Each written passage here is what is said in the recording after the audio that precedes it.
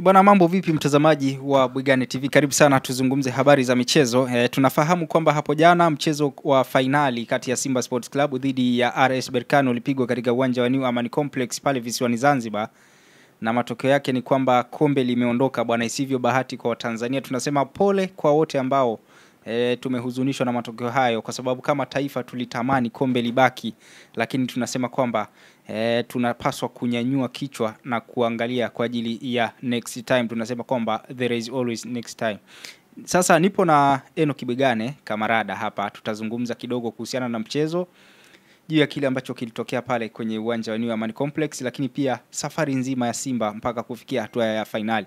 Bwana kamarada, kwema? Alhamdulillah. Mambo yanasemaje?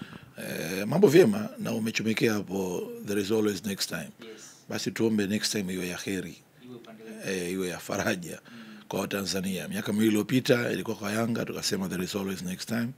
Mwaka huu imekuja kwa Simba, bado tunaamini kwamba wakati wetu unakuja. Lakini kwa watu ambao tunapiga, naamini ukiona mwanga hivi basi mbele kwa upe. Yani dalili ya kwamba tunaenda kwenye sehemu ya ahadi tunaiona na tutafika. Kwamba ukiona cheche ujue moto upo karibu. Yani ukisikia tu milio ujue tayari njoo ishako kiwa bunduki.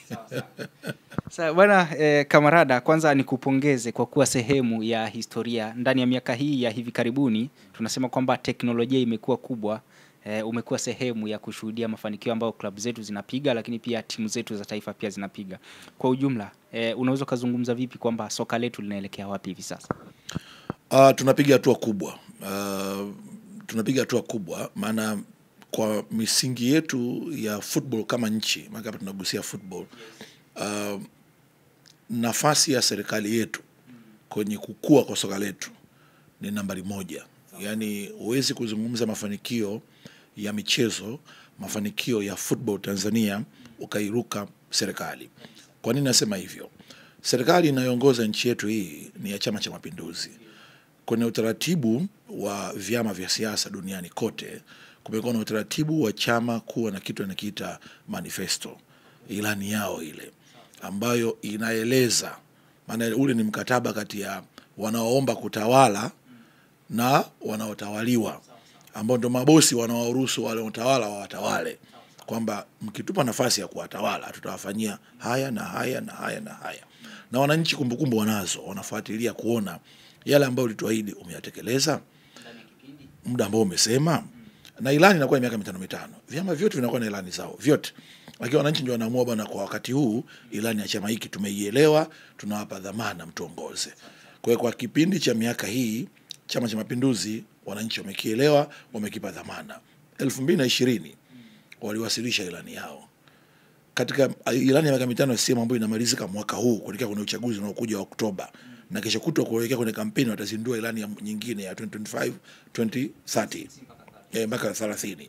Ilani yao inazungumza wazi kwamba miongoni mwa mambo ambayo serikali ya Chama cha Mapinduzi itayafanya ni kuendeleza michezo nchini Tanzania, ikiwemo mpira wa miguu. Kwa hivyo tukizungumzia achievement ya football, kukua kwa soka letu, ambako mimi nikiriwazi tunakuwa kadri siku zinazozidi kwenda, serikali ya Chama cha Mapinduzi tunaishukuru kwa namna ilivyoridhia. La kwanza. La pili, licha ya kuwa na ilani ambayo inaonyesha njia, serikali pia inajitoa na kuwekeza. Serikali imeingia gharama ya vitu vingi. Kuna baadhi ya national team, kama si zote, serikali inalipia kambi, inalipa mishahara, naona inagharamikia vitu vingi. Na Mheshimiwa Rais sasa hivi Dr. Samia amekuja na taratibu wa kutoa bao la mama. Ni sehemu ya hamasa ile, chachu ya kuonyesha kwamba michezo inapiga hatua. Bado serikali ya Mapinduzi Zanzibar, tumeona juzi Rais Dr. Mwinyi ametoa fedha, amebeba mzigo wa gharama za ule mchezo. Yote hiyo ni namna serikali inavyoonyesha utayari wake, utashi ambao viongozi wanao kwenye kusaidia kwenye kukua kwa sekta ya michezo, ikiwemo mpira wa miguu. Sasa kinachobakia baada ya serikali kutengeneza mazingira hayo rafiki ya michezo kukua, mazingira rafiki ya football kukua, wadau sasa, baada ya milango kuwa wazi, sasa nchi ina amani, nchi ina sera ambazo zinaeleweka, support ya serikali ipo, fanyeni mambo. Sasa pale ndio anakuja TFF chini ya Rais Karia na uongozi wote wa kamati yake tendaji, tuwapigie makofi. Maana barabara iliyochorwa na Leo Digachira Tenga na viongozi wake wakaja kina Malinzi na sasa hivi wamekuja kina Karia, tunaona matunda yote yanaonekana. Kwa hiyo kiufupi, Kamarada, unasema kwamba soka letu linakuwa kwa kasi kubwa sana kutokana na kwamba serikali ina support kwa asilimia zote. Kabisa, bila serikali, nguvu ya serikali ufanye lolote. Unaona sasa hivi tunajivunia tunakwenda kuandaa CHAN kesho kutwa. Tutaandaa na AFCON. Bila utayari wa serikali kuiambia mamlaka kwamba tuko tayari, hamna mtu atakachoandaa hapa. Maana hata wale wenye mpira CAF, kama serikali yenu haiko tayari, sasa mtaandaa nini? Haiwezekani. Kwa hiyo serikali lazima ndio mdau namba moja wa michezo. Mafanikio ya michezo, mdau namba moja ni serikali. Na kwa nini nakwambia Salum kwamba serikali na wadau wengine wamekuja kufuata baada ya serikali kutengeneza barabara? Ni kwa sababu ukitaka kujua tunapiga hatua, tuangalie na tunaoenda nao katika barabara inayofanana. Angalia wenzetu wa Afrika Mashariki, tuko nao vipi? Tumewaacha wapi? Tunakompiti wapi? Angalia wenzetu wa nchi za maziwa makuu. Unaona? Changanya hapa na wengine wa Kongo na wengineo. Sogea tena huku kusini huku. Sogea tu kila hatua uone. Miaka ya nyuma ilikuwa tunaimba nyimbo kufuzu AFCON. Miaka na miaka. Wengine AFCON iliyopita ya kabla hizo mfululizo sasa hivi. AFCON ya kwanza ya mwaka 80 ilifanyika Nigeria. Wengine tulikuwa hatujazaliwa. Lakini uwekezaji, utayari wa serikali, wadau kubadilika baada ya milango kufunguliwa sasa na wenye mamlaka mpira wakika milango wazi, wadhamini wakaanza kumiminika. Tuna makampuni makubwa yanaweka fedha.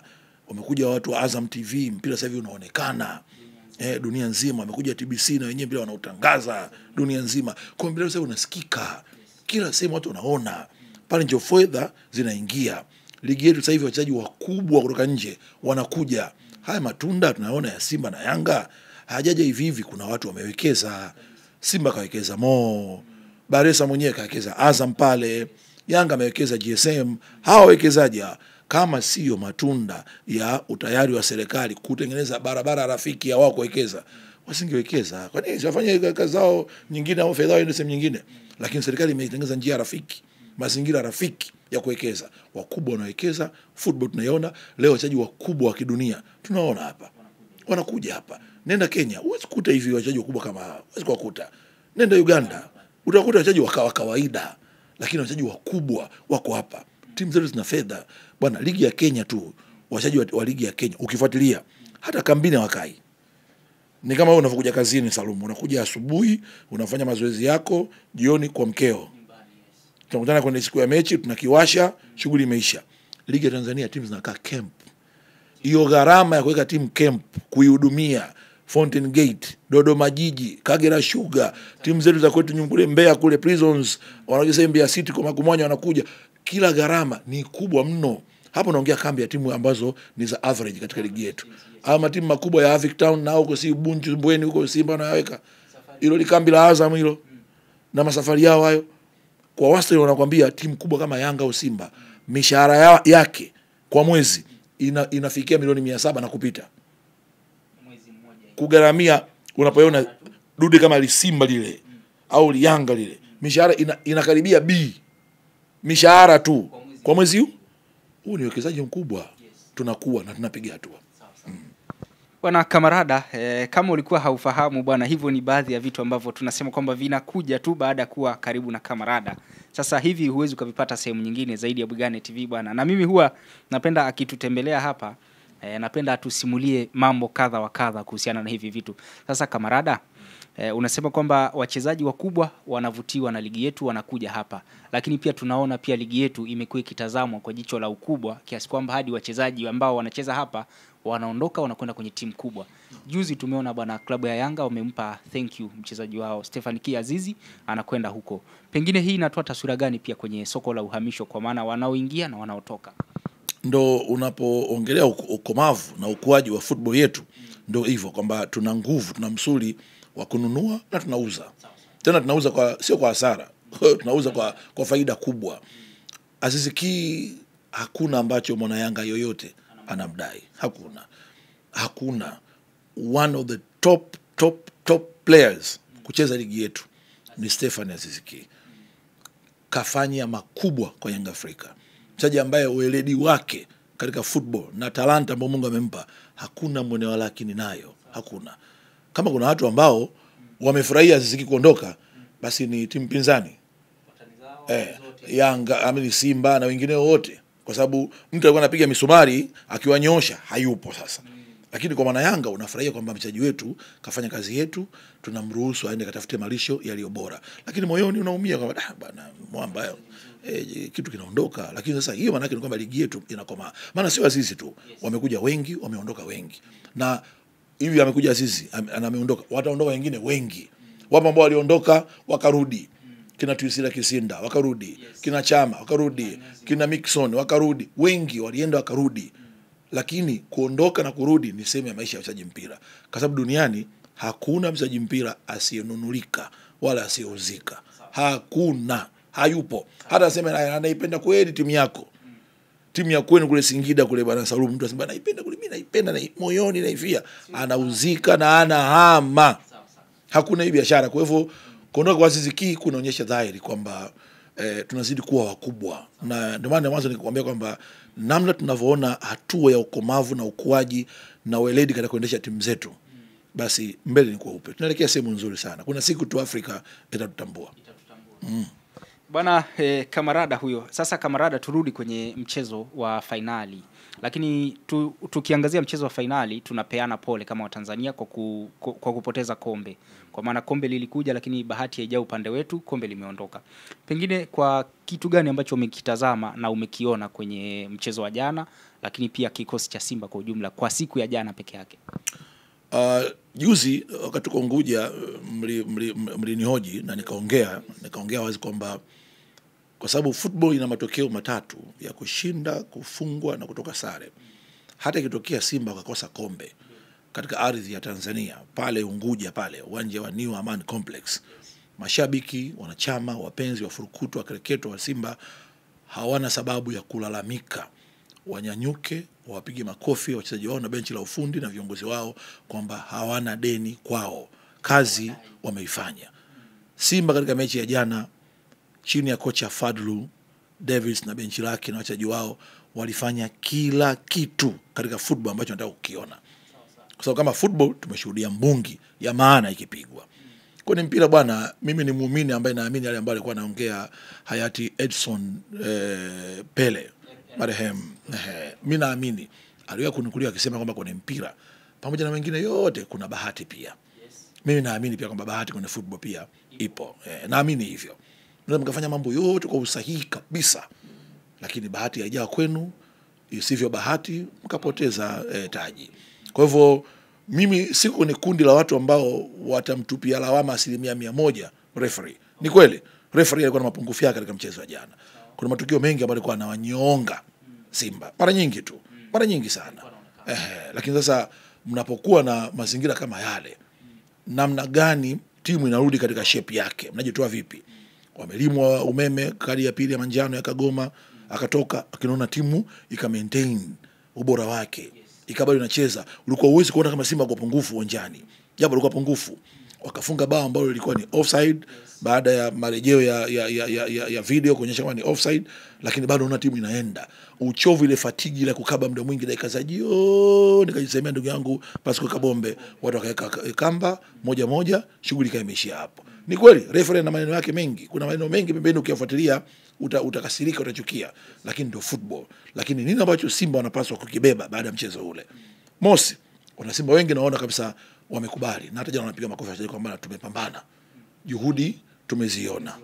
Sasa la msingi sasa hapa Simba hapo alikufikia, kasema Ahmed Ally kwamba ndio utakuwa mwendo wao, watakuwa wanaanzia hapa. Hapo alikufikia ile timu sasa waiboreshe.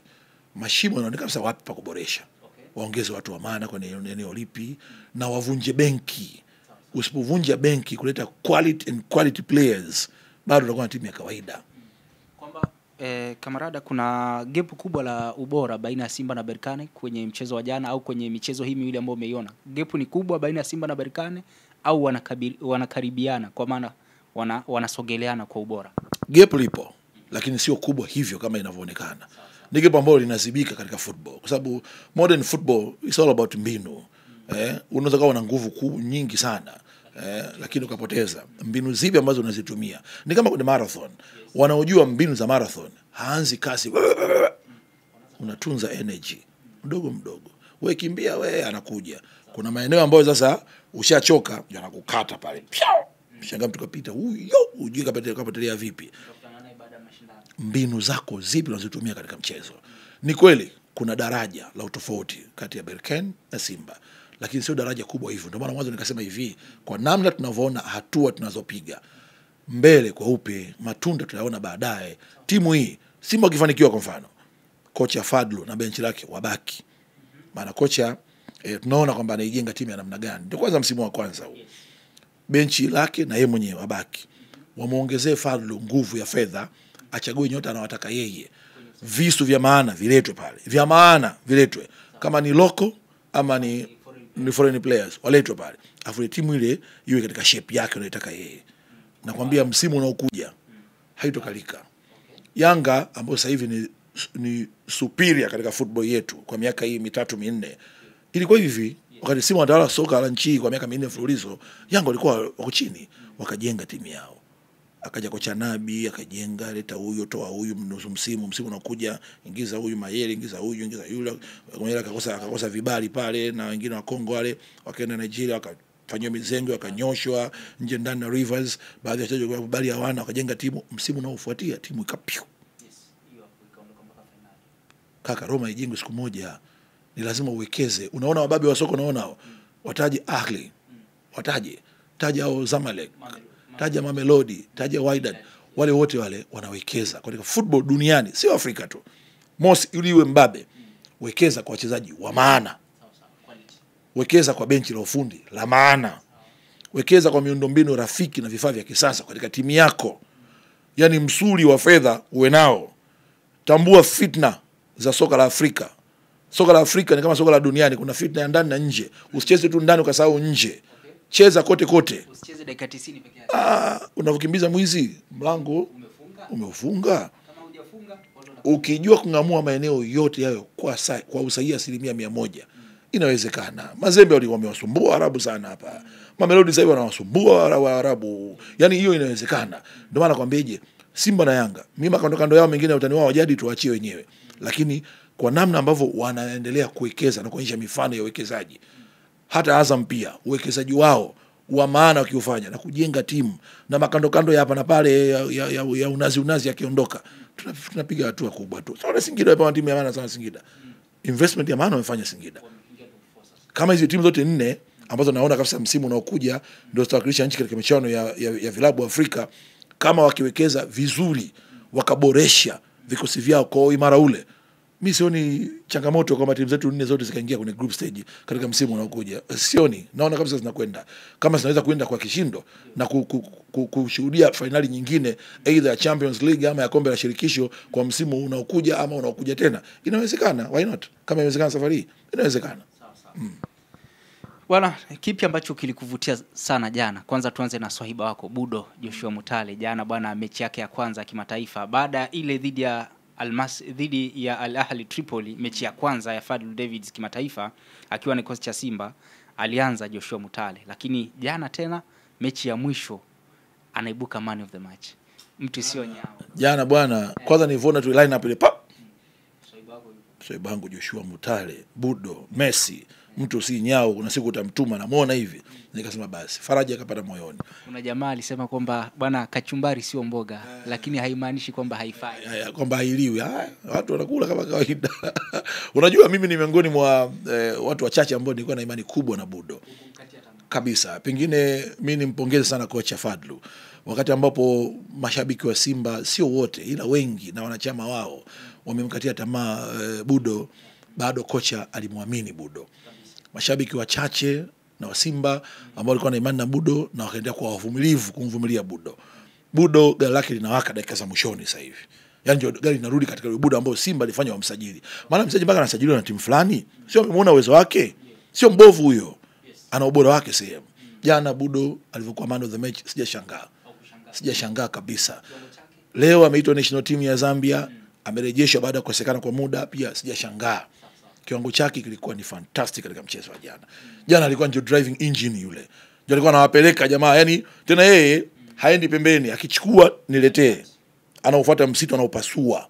Alikuwa ni mtu ambaye alikuwa anawasumbua sana jana. Na walimchezea rafu nyingi sana. Nyingi mno. Alikuwa ni mtu ambaye anajua kazi anayoifanya sana. Vibaya ni katika mchezo jana. Kwa hivyo Budo ana umuhimu katika Simba. Natamani naamini kocha Fadlu ana ripoti zake mwenyewe atazikamilisha msimu ukifika mwishoni, maana ndio msimu unaelekea ukingoni, lakini Budo ni miongoni mwa watu ambao natamani Simba kama ikiwapendeza asiondoke, abaki. Ana kitu cha kuonyesha kwa msimu unaokuja kwa upande wa timu ya Simba. Kwa performance ambayo ameionyesha jana Budo, unaweza kusema kwamba ndio rasmi sasa imezika yale maneno na zile chokochoko za mashabiki kutaka kwamba Joshua Mutale kwamba hafai kuendelea kuvaa jezi ya Simba. Kwa jana performance yake amefuta yale maneno. Uzuri wa mashabiki bwana, shabiki huwa tunaongea mara nyingi Salum, shabiki ana majukumu mawili tu uwanjani: kushangilia na kusomea. Basi mengine mbwembwe. Kushangilia na kusomea. Na mashabiki wa mpira, wao wa Simba, wa Yanga, wao wa timu yangu pendwa ya Arsenal ama timu zangu za kijijini kwetu Mbeya huko Tukuyu Star, wao ukiwafanyia kazi vyema watakupongeza, watakushangilia, watakupigia makofi na hela watakupa kama Tanzania palivyo. Kesho yake ukivurunda wale walokushangilia leo watakusomea, watakutusi matusi makubwa mpaka utachukia. Mpaka utachukia. Kwa hivyo kwa sasa mashabiki wanastahili kumshangilia Budo. Maana walikuwa wanamtaka Budo wa namna hii ambao walikuwa hawamuoni. Budo ambaye walifanya wao wamsajili kutoka Power Dynamos walikuwa hawamuoni. Na kwenye usajili wao walipendekeza sana. Sasa kama hawamuoni ndio maana wakawa kasirika, wanawaka. Lakini unapokuwa na mzazi mahiri ama mlezi mahiri kama kocha Fadlu ambaye anajua jinsi ya kuwalea vijana wake, apite nao katika barabara ipi, maana haya ni mapito kwa wachezaji, ups and downs kwa wachezaji wa kawaida. Kuna wakati talent inakwenda hivi inaenda hivi, kuna mambo mengi, pengine vingine vya kisaikolojia, vingine vya kifamilia, vingine kuna mambo mengi ambayo yanachangia malezi ya mchezaji kwa ujumla, ukamwona anakuwa bora vile. Kwa hivyo mashabiki wao kumkatia tamaa kipelekea Budo walikuwa sahihi, na sasa hivi ya muhimu ni kuomba tu sasa warejee katika umoja wao, maana muhimu ni kujenga timu na kuwavumilia wachezaji, na kuwajenga wachezaji ni kuwavumilia kwamba wakikosea pia na binadamu mna ile ndio hamasa. Kitu pekee ambacho wanapaswa kufanya nicho kimoja, lakini kikubwa ambalo labda hii niliongea maana ni nzeni kalisahau kulizungumza katika mahojiano yetu, ni vyema mashabiki wa soka Tanzania tukabadilika. Maana pia na mimi pia ni shabiki pia. Mashabiki wengi tukienda uwanjani Bwana Salum, hatuendi kushangilia, tunaenda kuangalia mpira. Shabiki unapaswa ukienda uwanjani sawa unaenda kuangalia mpira, lakini nenda kashangilie. Kwenye hiyo ya kwamba mashabiki wakienda viwanjani wawe wanashangilia, jana hakukuwa na vuvuzela, hali ilikuwaje pale uwanjani? Kuna baadhi ya wahuni waliingia nazo vuvuzela. Si kuna vile dogo mtu anakikunja hivi kinaingia kama vile sio nini, kama kalamu si nini, anakishindilia kifungo chake kikifundua hicho kimefumuka. Walikuwa navyo watu uwanjani. Sasa walipenya vipi wanajua wenyewe. Wana mbinu zao, lakini kwa ujumla shabiki ukiwa uwanjani, wewe ni mchezaji wa 12. Mchezaji wa 12 hauwezi kuwa mfika uwanjani umekaa tu hivi kama vile umekaa kwenye jukwaa la VIP la waheshimiwa unaangalia football. Nyanyuka, shangilia. Kocha Fadlu alikuwa kila sana anawaambia mashabiki shangilieni. Na ndio maana mimi siangai baadhi ya viwanja inatajwa duniani, mimi sijafika huko, kwamba majukwaa mengine hawajaweka viti. Sishangai. Kwamba huku na huku ukija huku hamna kukaa. Ni kusimama tu. Huko ni kusimama. Kama huwezi kushangilia, kaangalie mechi nyumbani. Angalia nyumbani au kakae jukwaa la VIP pale, maana pale wanakaa heshima na suti zao, kakae pale. Wewe si mheshimiwa bwana. Lakini huku tushangilie sama mashabiki wa Tanzania. Hii kitu haijaanza leo. Hawashangilie. Wanashangilia wachache wale ambao wana passion yao. Wanashangilia matukio pia. Matukio wamepiga tobo, wamepiga chenga, baada ya kimya. Inatakiwa mwanzo mwisho mnashangilia. Watu wanavyokuambia bwana ni kushangilia, unaambia bwana Anfield pale utoki. Pale ni vurumai mwanzo mwisho. Nenda kule La Bombonera kule Argentina. Shughuli yake mwanzo mwisho. Wanakuambia ni mwamwi. Watu wanashangilia tu. Wewe mwenyewe mchezaji unashangilia, bwana huu tumekuja wapi leo? Uko wapi huko? Mbona kama kuna machinjio ya ajabu sana. Unashangilia mwanzo mwisho. Haukai kimya. Mashabiki natamani, yani wimbo huu, na sio mashabiki wa Simba tu, mashabiki wote wa timu yoyote, Yanga, Simba, yoyote taja tu. Jamani, uwanjani tusiende kuangalia mpira. Unaangalia mechi na kushangilia. Shangilia shabiki, unakaa tutafikipo kwenye si msiba wa nani si? Haisikani bali kwa ujugu. Kashangilia. Sawa bana Mr. Kamarada, kuna hii hapa wanasema kwamba Simba wana kauli mbiu yao, wanasema kwamba wanajenga timu, na timu wanaoijenga ndio hii ambayo umeiona na Watanzania wote wameiona. Pengine una ushauri gani kwa kikosi ambacho kimeonekana mpaka hivi sasa lakini pia benchi la ufundi na safari yao kwa jumla jinsi ambavyo imekuwa na mafanikio. Labda wafanye nini kuelekea msimu ujao? Kwanza tumesema kwamba mashabiki, wapenzi, wanachama, wadau na wafurukutwa wa Simba hawana cha kuwadai wachezaji wao na benchi la ufundi. Kazi imeonekana uwanjani. Matokeo swala lingine ni kazi imeonekana. Wao wenyewe wanasema wanajenga timu. Kocha Fadlu amezungumza kwamba timu anaijenga. Ni kweli. Haiwezekani kocha amekuja juzi tu msimu mmoja timu tu itoboe vapo ifanikiwe kwa 100%. La hasha. Ndio maana tukasema juzi kwamba hii yenyewe kufika katika hatua hiyo waliofika sasa hivi ambao ni hatua ya finali, hii ni bonus kwa Simba. Ndio maana hata malengo ambayo kocha Fadlu alipewa, hakupewa malengo kufika finali, pewa malengo kufika nusu finali. Baada ya Simba kuwa mwaka robo kwa muda mrefu, kafika nusu, kafika na finali. Yale ambayo tuliongea mapema. Sasa muda wa kuwekeza kwenye wachezaji ambao ni more quality, wale wana viwango vya juu wa kuvunja benki, wale wawekeze. Simba sasa hivi wameweza nafasi ya ngapi? Ya pili. Wanapata kama bilioni 2 hivi na 0.6, kitu kama hicho. Ni sio fedha ndogo. Kama kiamoyo fedha kwamba sasa hii fedha hii hebu tuingize kwenye usajili hapa, wanaweza wakachukua kuingiza labda bilioni 2 tu kwenye usajili. Inawezekana. Unaongea visu vya maana viwili vitatu au vinne, maana kama 4 5 hivi wa maana. Ukiwapata 4 5 wa maana pale, ukiweka pale timu ile. Kwa hiyo wajenge timu. Mimi naona Fadlu ameona mwenye kwamba wapi pa kuboresha. Ndio maana natamani. Maki hapa sasa sio swala la viongozi wa Simba kumtoa Fadlu. Sioni wakimtoa kwa sababu wote na wanachama na wapenzi wameridhishwa na kazi yake. Ni yeye mwenye Fadlu kukubali kubaki Simba. Maana sasa hivi kwa kazi aliyofanya kila timu itakuwa inamtaka Fadlu. Timu nyingi za mtaka. Pia timu yake ya zamani Orlando Pirates. Hakuna timu ambayo mtu kama Fadlu ambaye alikuwa ni mtaalamu wao kwenye benchi la ufundi wala kuwa kocha msaidizi, alikuwa ni mtaalamu wao miaka 3 4 iliyopita, kabla kwenda kuwa kocha msaidizi huko Raja, amekuja kuwa Urusi anaenda kwa masomo sui, mpaka sasa amekuwa kocha mkuu Simba kwa achievement hii. Hamna timu ambayo haimtaki kocha namna hiyo. Hakuna. Kwa hiyo yeye mwenyewe Fadlu kukubali kwamba bwana na project na Simba nitaendelea kuikamilisha. Ama hapana, malisho nimepata bora jamani, asanteni, niondoke. Simba waingie mzigoni, tafute kocha mwingine, wao na kazi ya kujenga tena upya timu. Lakini Fadlu huyu akibaki kwa msimu ujao, akapewa fedha kuleta wachezaji wa maana kwenye timu yake wa kuongezea nguvu pale. Msimu ujao mzee akamatiki. Itakuwa tena sio kujenga timu, itakuwa ni kubomoa watu. Maana sasa kama safari za 60% 70, msimu ujao kama Fadlu akibaki na timu akiongezewa nguvu na fedha, 90 tu mzee, maji waitamma. Itakuwa balaa, mimi nakwambia. Timu ikijengwa, kwani Yanga ilijengwa, nasema Yanga ilikuwaje? Yanga ilijengwa ile, watu wakatafutana hapa, watu walifumua kikosi wachezaji 16 walifumua, wakajenga timu ikasimama, timu ambayo sasa hivi inasumbua soka la Tanzania na Afrika kwa ujumla. Yanga safari Yanga inavyocheza, Yanga wakiwa hawana mpira wanautafuta mpira ni wa kuogopa zaidi kuliko wakiwa wana mpira. Kwamba Yanga wakiwa hawana mpira ni hatari zaidi kuliko wakiwa nao. Wewe angalie, fuatilia tu Yanga wanavyocheza. Fuatilia. Hilo sasa taangalia kwenye mechi zao zijazo. Wapo kama mbwa mwitu. Unajua mbwa mwitu wanavyowinda kitoweo chao. Wako hivi. Mpira ukinyang'anywa wao wakiunasa wao sasa. Ni hivi. Timu ile imejishape. Ndio maana unaona Yanga Mayele kaondoka, watu wakajua kaondoka Mayele, kuisha bali yao kiko wapi? Watu wajenga timu yao tu hao. Unaona? Katoka Fei, Fei ndio mwenyewe. Na nini? Watu timu imejengeka. Sasa anaondoka Aziz Ki. Sio Yanga ndio ameisha. Hakuna. Timu wanaishia inatakiwa timu ya mpira iwe vile sasa. Iwe anayeondoka na wanaoingia wasiwe tofauti sana. Yaani ule ubora unauona kwamba huu ubora. Leo Simba wanasema na kamera pale na I wish kama wataamua Ayub Lakredi asiondoke, abaki kumsaidia kamera, bana bado yupo na timu yake ya Simba. Aishi naye bado namuona na umuhimu, wajenge timu ambayo ina ushindani.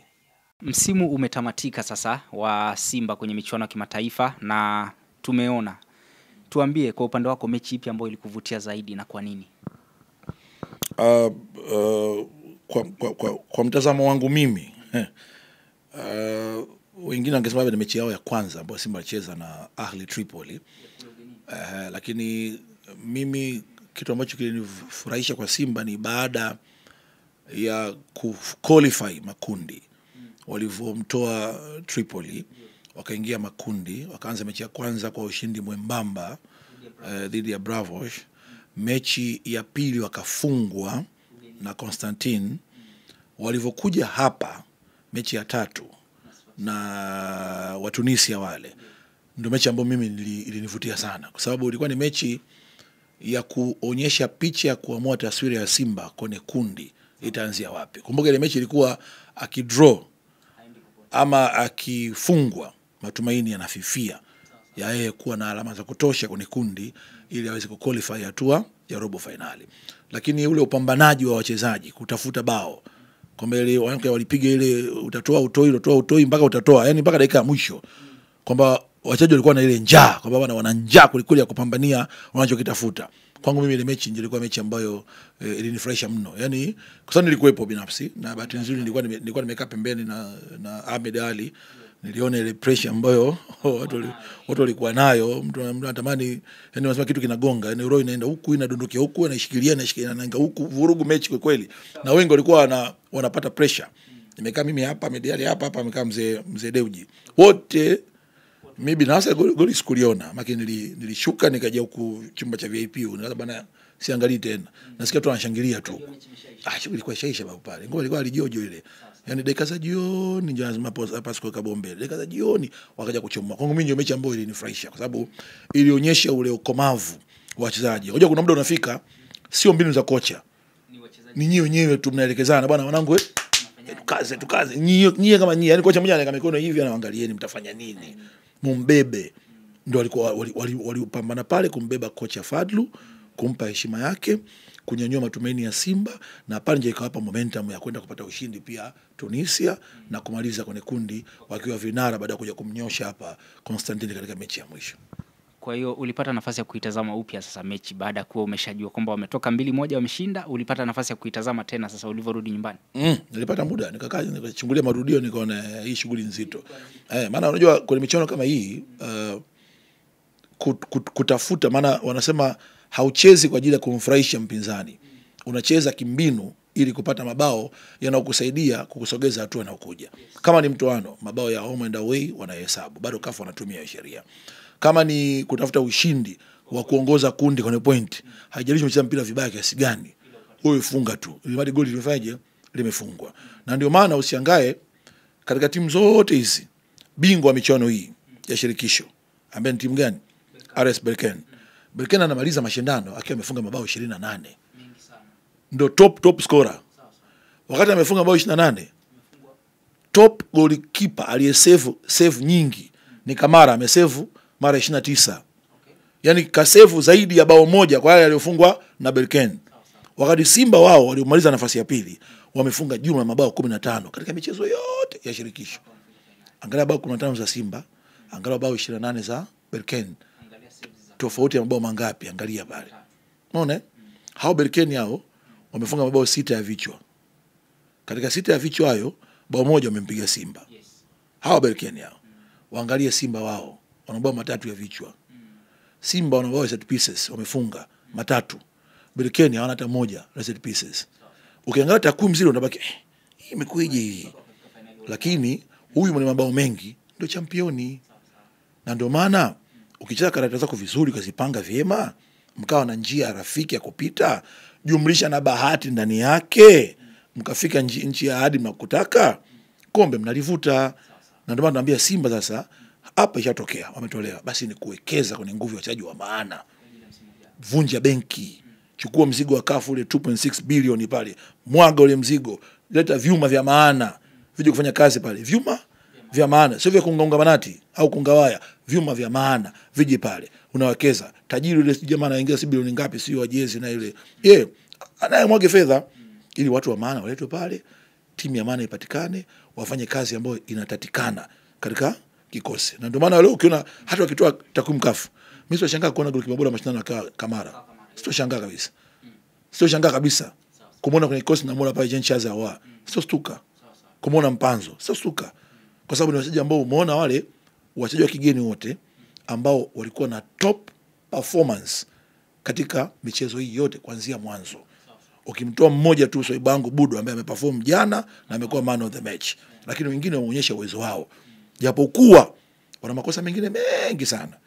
Na ndio maana kwenye ligi, kwa mfano, mtu akitoa takwimu akaanza kumchambua mtu kama golikipa kama Kamara, Simba wamefunga magoli 14 kwenye ligi kama sikosei, 14 jumla magoli waliofungwa hajafika 14, 11. Asilimia 80 ya mabao yale kafungwa Kamara kwenye ligi. Nakwambia.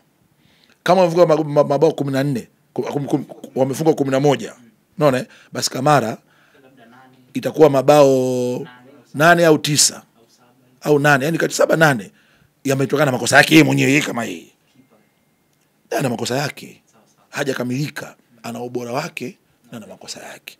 Lakini kwenye kujenga timu, kwa sababu mnajenga mwaka wa kwanza, mapungufu yanaka kushoto, mnaelekezana, mnanyoshana, mnaongeza watu wenye energy mpya, mnaongeza watu ambao watapokea maarifa kwa haraka, wenye uzoefu kama alionao Ngoma ambaye ni mzoefu mkubwa kuliko wenzake.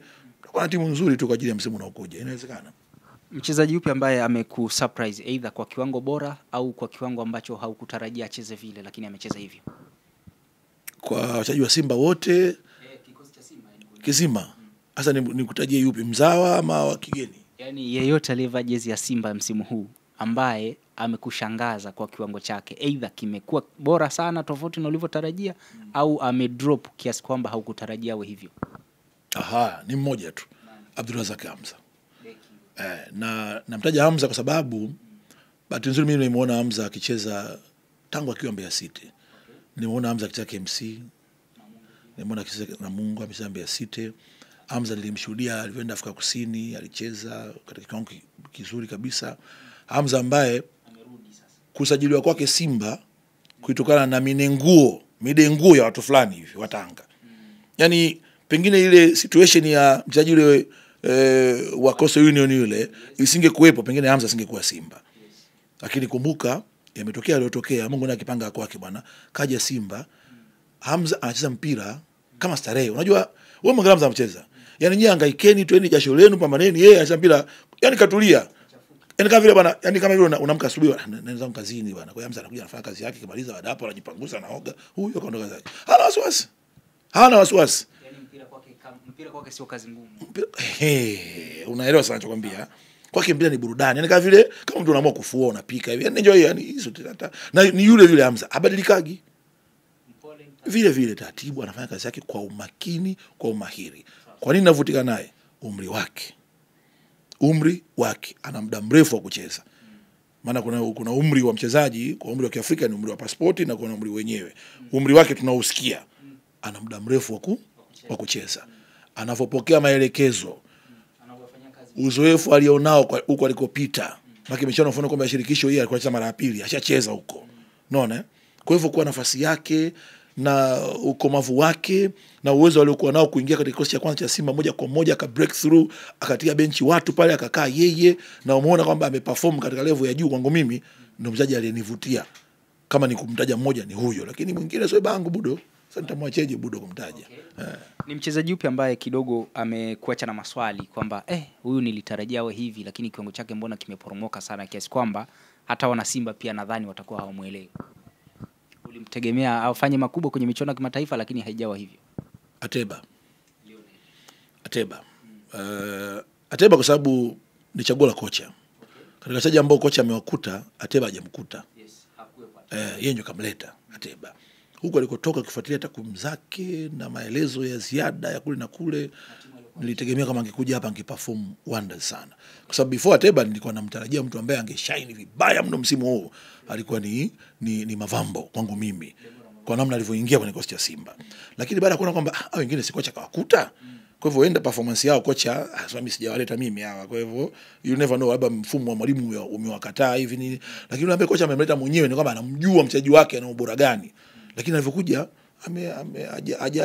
amepambana, lakini hajafikia matarajio ambayo tulikuwa tunayaona. Hata mwalimu pekee yake anayaona yale, pengine hatujaona. Sasa sisi ni mambo ya nje ya uwanja, amechangia ama la. Ni mchezaji mzuri sana, lakini hajafika katika limit ambayo tulitarajia tuione sisi kama wapenzi na mashabiki wa mpira. Lakini mwingine Mavambo ambaye naye si alipotea wapi, lakini maumivu makali kwa mtu kama yule ambaye ulimshuhudia mechi ya Simba Day hapa, sema marvelous. Yani bonge moja midfielder, yani sijui nini kimetokea, sijui, lakini kwa alichokifanya unabaki na maswali mengi sana. Lakini ndo football, unajua kuna nyakati nzuri na nyakati mbaya kwenye mpira. Mchezaji upi ambaye amepiga comeback ya kibabe kwamba alianza vibaya lakini amekuja kubounce back vizuri zaidi na mpaka wewe mwenyewe umeshangaa? Kama alianza vibaya amekuja kwa kishindo. ambaye ameanza vibaya kaja kwa kishindo. Maana sasa alianza vibaya kwa kivingine. Kwa maana anaweza kawa alikuwa hapati nafasi, lakini alipopata nafasi ndo tuondoke. Mimi labda nimtaje Kagoma. Lakini sio kwamba alikuwa hapati nafasi, maana unajua alivyoanza Kagoma aliumia. Sasa kwa nafasi yake yeye aliumia. Baada ya kuumia akapotea ile. Unajua wachezaji wengi baada ya majeraha ya muda kurejea katika utimamu ambao tunautarajia, afu wewe unakuwa ni regular player unaanza kwa ubora ule, sio jambo jepesi. Unajua kwa hiyo Kagoma alikuja, watu walikuwa bado yani Simba walikuwa na changamoto kwenye eneo lake, hawajapata mtu kama yeye kwa muda mrefu. Wamempata Kagoma, kaja akaumia, akakaa nje, amerejea katika ubora ambao ni wa hali ya juu kweli kweli. Yani leo fumba macho hivi mtaje bwana Simba yote Kagoma mweke benchi, anakwambia wewe usinitanie bwana, acha masiara. Akae benchi vipi? Hamna anayekuelewa. Kwa hiyo kwangu mimi nimtaje Kagoma kabisa. Na namuona kabisa kwamba tiba kwenye eneo la kiungo kwa Simba, Kagoma kaleta matibabu mazuri pale. Anapata support ya mkongwe Muzamiru, na wale bahati nzuri watu wote wanatoka njia moja, wale wanaelewana, na anachota maarifa mengi kwake. Na ukichukua ukongwe wa Ngoma pale na wengineo. Kwa hivyo kwa msimu unaokuja wakimaliza Simba wameweza salama, wakija michuano ya kimataifa, bado Kagoma atakuwa ni mtu muhimu katika eneo lao la kiungo. Mchezaji wako bora zaidi wa mashindano kwa upande wa Simba kwa ujumla? Kwa ujumla nitamtaja Jean Charles Ahoua kwa kitakwimu zaidi. Unajua yule bwana hamumuoni, lakini kazi yake ina faida akiamka vizuri siku ya tukio. Yani achina mali takwimu zake. Unajua ana takwimu nyingi nzuri sasa mbeba. Naona japo watu wanasema kwa mfano ligi ya Vrekosi ni ligi ndogo na nini, lakini mtu anafikia tu kuwa MVP, au MVP hivi. Sio mechi moja. Yani ni mtiririko wa matukio ambayo watu wanayafuatilia, umefanya nini tangu mwanzo. Yule bwana, hii ndio mara yake ya kwanza anashiriki michuano ya kimataifa. Yule bwana Charles Ahoua huko alikotoka anatajwa yumo kama hayumo, lakini ukitaka kujua umuhimu wake katika Simba siku hayumo ndio utajua umuhimu wake. Yani kama Simba bwana bwana afai basi tusimpange leo tumweke mwingine, ndio watu kumbe ambacho hawepo. Kwa kwangu mimi ukisema nikutajie wote ni nyota wote, lakini ambaye atapata credit za unyota zaidi ya wenzake ambao ilikuwa timu ikicheza inamzunguka na kumwangalia yeye, basi ni Jean Charles kabisa.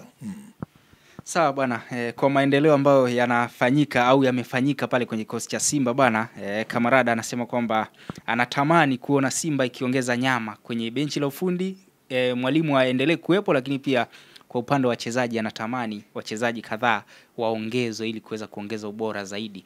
Neno la mwisho kwa mashabiki wa Simba ambao wamekuwa wakiunga timu yao mkono bega kwa bega, tumeona wamesafiri nayo kwenda nje ya nchi, wanaenda nayo Zanzibar, wanaenda nao mikoani kwenye mechi za ligi. Labda neno lako la mwisho kwao unawaambia nini? Wachezaji wao na benchi la ufundi la Simba wamefanya kila walichoweza kukifanya kwa kiwango cha juu na cha mwisho cha upambanaji hadi timu imefika pale. Ndio maana kauli yangu muda wote kwa wanachama na wapenzi wa Simba, hawana wanachowadai wachezaji wala benchi la ufundi.